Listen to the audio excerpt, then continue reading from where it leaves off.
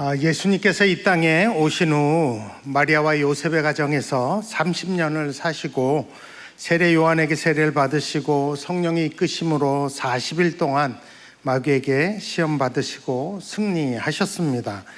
그 후 갈릴리 지역으로 오셔서 제자들을 부르시고 복음을 전하시면서 가르치셨습니다. 그리고 갈릴리 가나라는 지역에 오신 것이 오늘 본문의 시작입니다. 거기서 혼인잔치가 있었는데 그 집은 아마 예수님의 모친인 마리아와 관계가 깊었던 것 같습니다. 본문 1절에 보면 예수님보다 어머니 마리아가 먼저 그 집에 와 있었던 것 같습니다.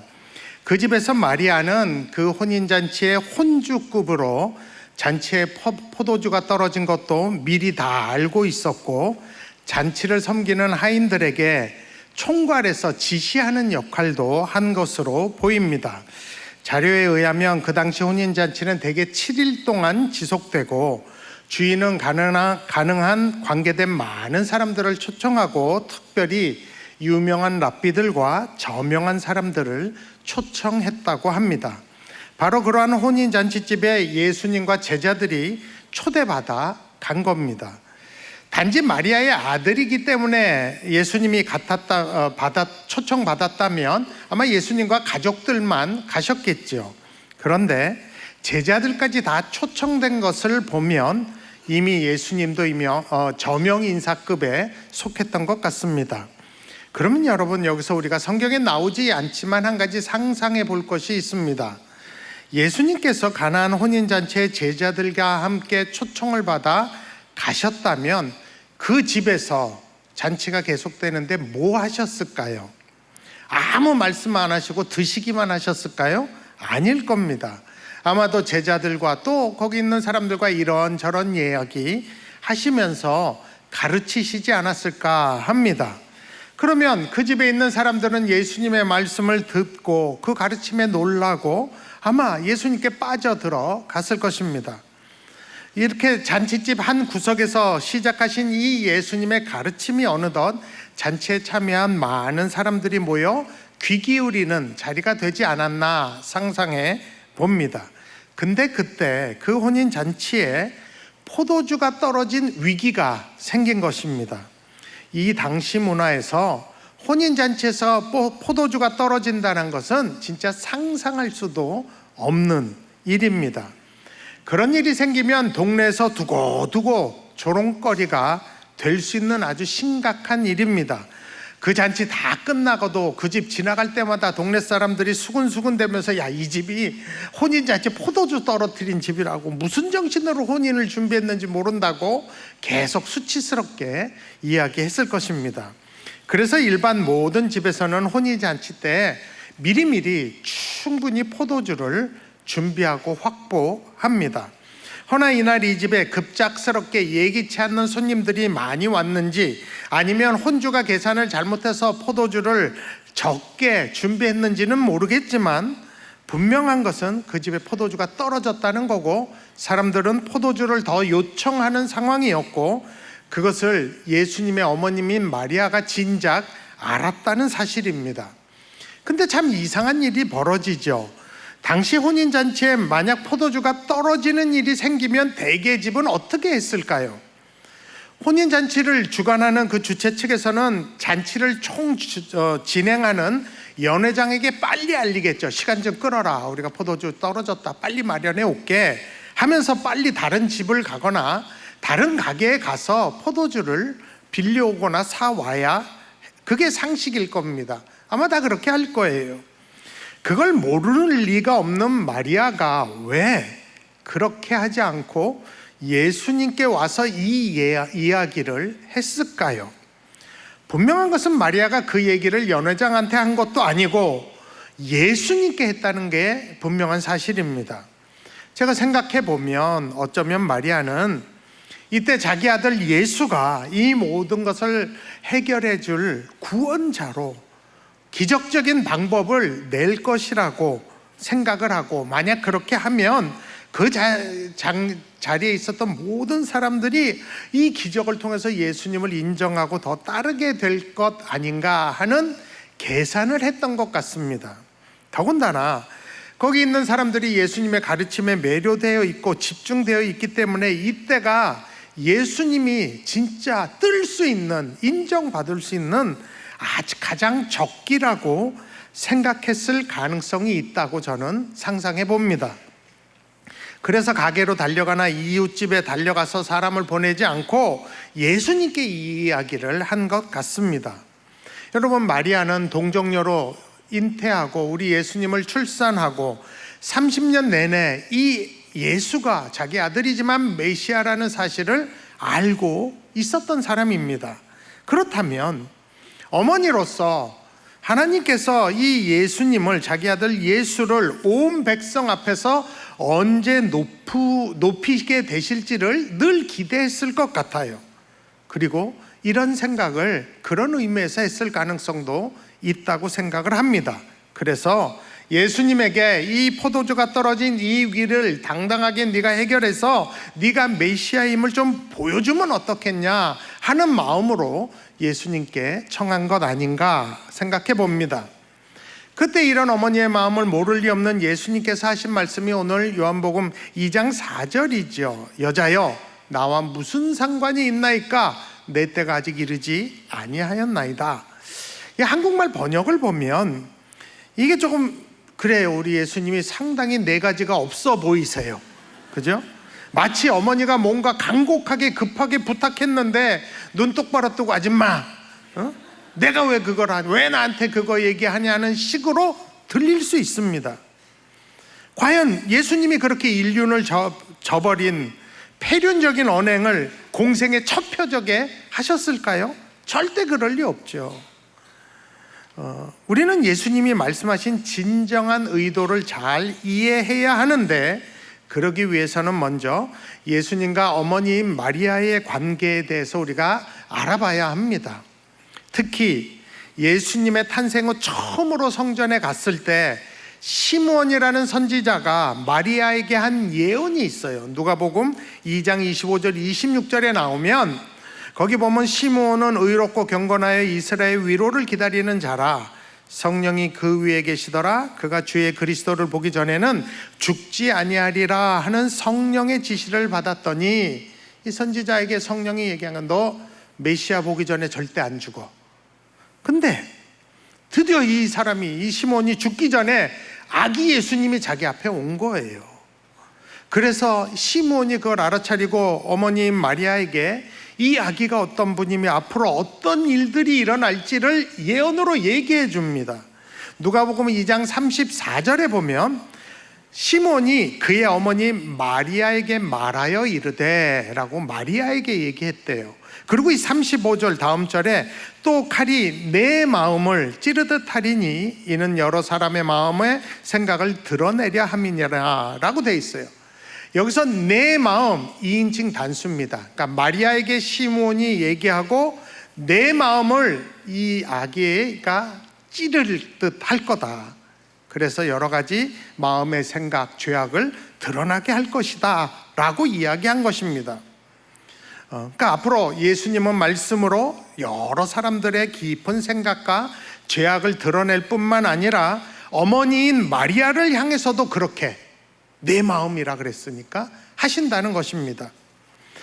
예수님이 육신적으로는 마리아의 아들이죠. 그렇지만 어떨 때는 이 어머니인 마리아의 잘못된 생각들을 칼로 상처를 도려내듯이 그렇게 바로잡아 주실 메시아, 곧 하나님이 보내신 자라는 것이에요.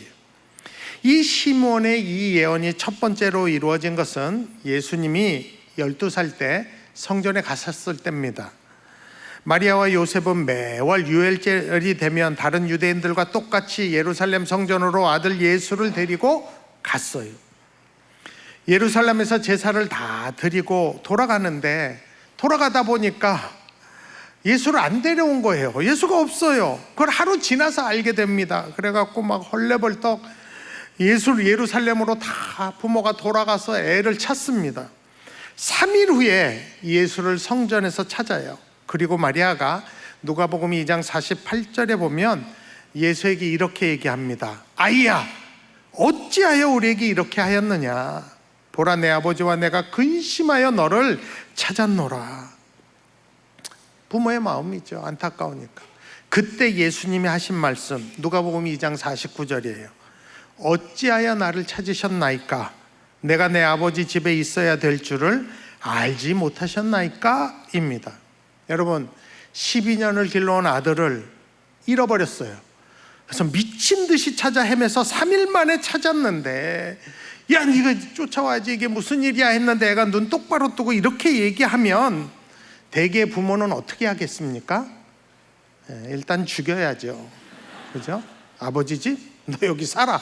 우린 간다. 그러고 갈지 몰라요. 근데 마리아가 그 예수님의 말씀이 무슨 뜻인지는 정확히 다 깨닫진 못했어요. 그래도 그 마음에 찔림이 돼서 한마디 대꾸를 못합니다. 그리고 누가복음 2장 51절에 보면 그 어머니는 이 모든 말을 마음에 두니라 라고 합니다. 그러니까 예수님께서 자신이 하나님의 아들로서 이 땅에 메시아로 오신 것을 마리아가 잊지 않도록 그 마음에 찔리는 이야기를 이렇게 가끔은 직접 하신 거죠. 예수님께서는 마리아가 자신이 하나님의 아들 메시아임을 잊을 때면 칼을 찌르던 듯한 말씀으로 자신이 하나님으로부터 보냄을 받은 하나님의 아들임을 상기시킨 것입니다. 오늘 본문도 이 시몬의 예언이 이루어지는 저는 또 다른 케이스라고 봅니다. 뭔가 마리아의 마음에 잘못된 것이 있을 때 칼이 마음을 찌르듯 하신 말씀이라고 생각합니다. 먼저 예수님이 마리아를 향해서 여자여 라고 부르신 이 여자라는 이 단어의 헬라어 단어부터 설명을 해야 합니다. 여러분, 이 여자여 라는 이 헬라어 단어는 비속어나 무례한 표현이 아니라 통상적으로 여성들을 존대하는 호칭인 것입니다. 영어로 굳이 번역하면 마담이란 뜻이죠. 주님이 어머니라고 부르지 않은 건 아주 특별한 뜻이 있습니다. 왜냐하면 지금 예수님은 모자지간을 떠나 메시아와 사람, 하나님과 인간의 관계를 염두에 두시고 하신 호칭입니다.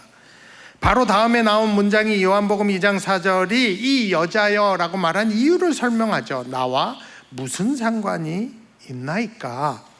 언뜻 보면 이 문장은 이 집에 포도주가 떨어진 게 나랑 무슨 상관이냐 하는 말로 들려요. 그러나 헬라어 원문을 보면 절대 그런 뜻이 아닙니다.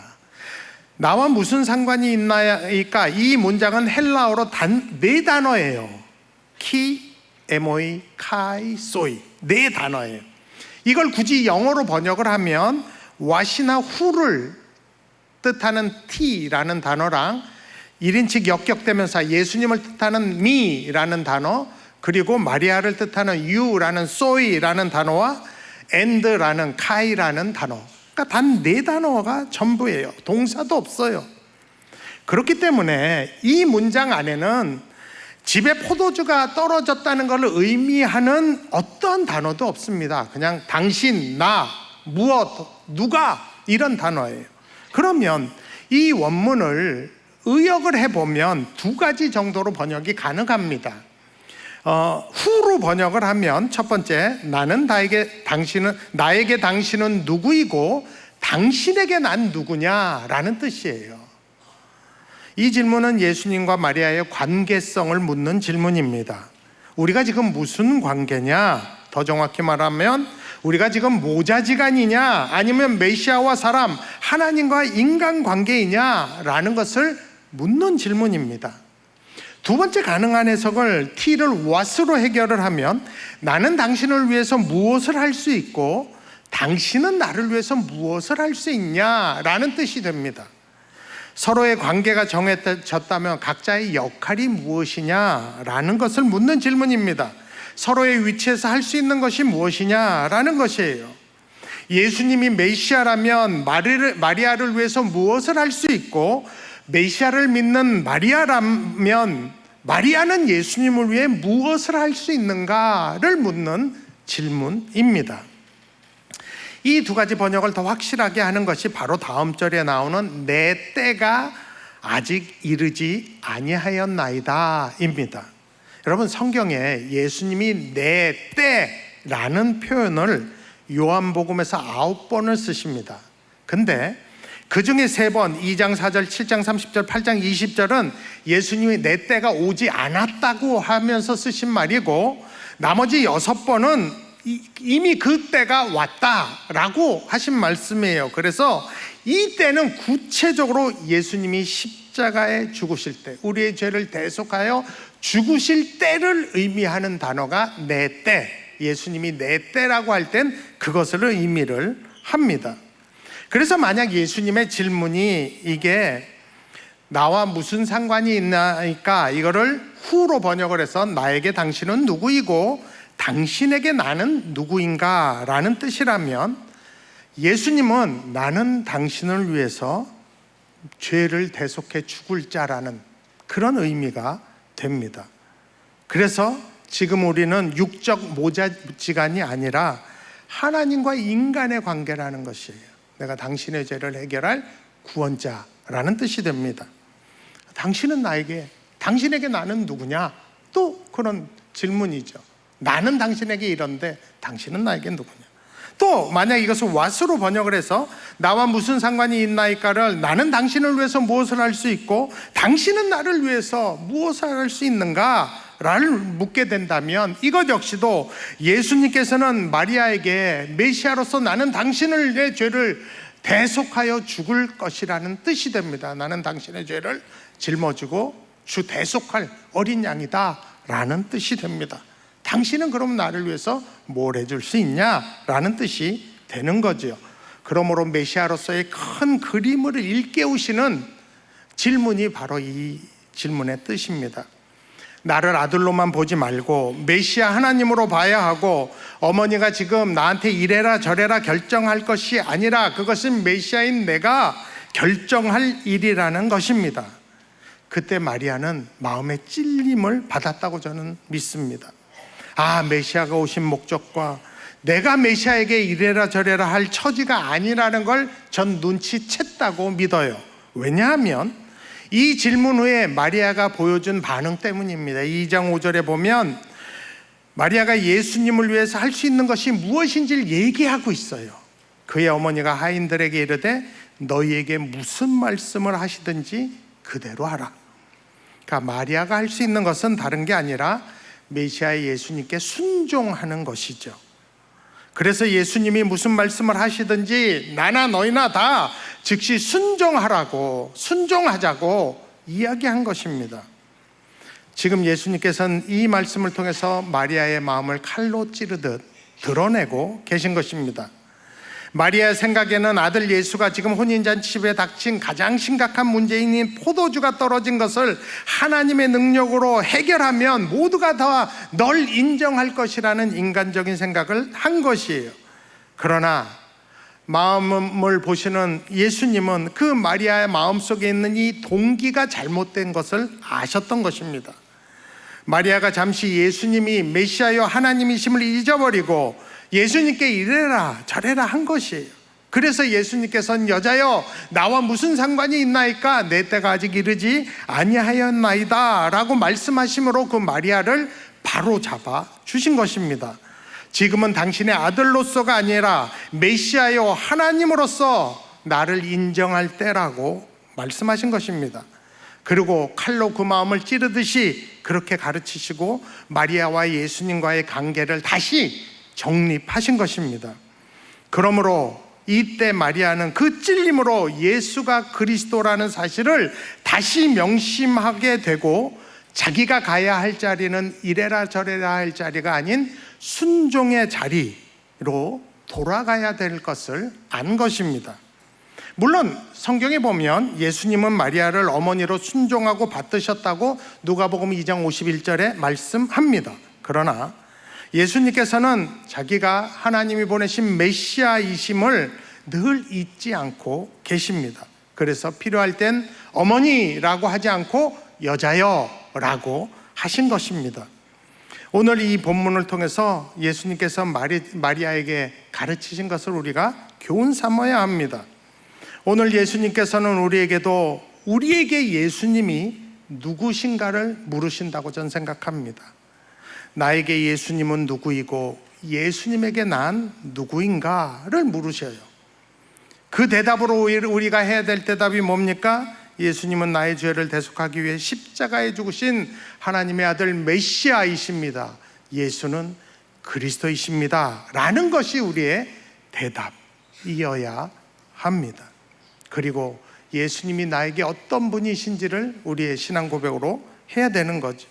또한 예수님은 우리에게 나는 예수님을 위해서 무엇을 할 수 있는지도 물으십니다.